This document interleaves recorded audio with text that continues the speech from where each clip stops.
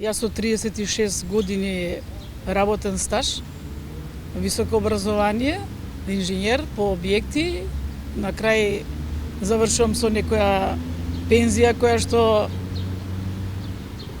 да кажам минимум што основните намирници да ги набавиш за прехранување. Каде е остатокот за културен живот, каде е остатокот за посета на некои знаменитости?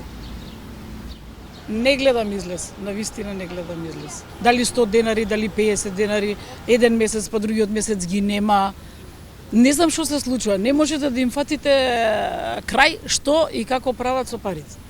Па за кого како? Некој е сиром. Тие што неќе да работат, им се мале пензиите. Сакат големи пензии да има, неќе да работат. А тие што сакат и работат, имат и поголеми примања и поголеми пензии има.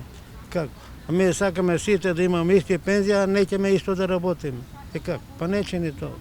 Нема. Ако нема работа, нема и пензија голема. Што? Јадеме сите, пиеме, јадеме, плаќаме ни повише, ни помалку плаќаме. И тоа иде према доходот и пензиите идат. Ако се покачува на сите плативе, треба нешто и пензија да се покачува. Тоа е едноставно. Друго нема што да кажам. Ако се качува на, мислам, во администрација, во школство, секаде, ето слушам по нешто се покачува, требало би и на пензиите нешто да качува. Ако има пари ќе дават они, сигурно знаат како е ситуацијата у земјава, нема што да покачува тоа. Па со 9000 инвалидска пензија дали си живее? Дали си живее, не си живее, што попишен да платиш? Лекарства за него, за храна, за дрва, за струја, по продавниците се е покачено, лебот е покачен, лекарствата се покачени. Значи све, стандард нула.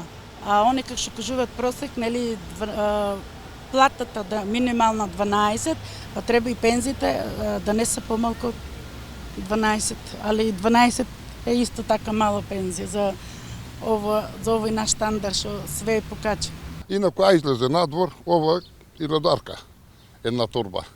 Најосновно, најмизерно, да не зборуваме за на лекар, пензионерите се пациенти таму сите скоро, да не зборуваме за комунали, а патување па нема шанса.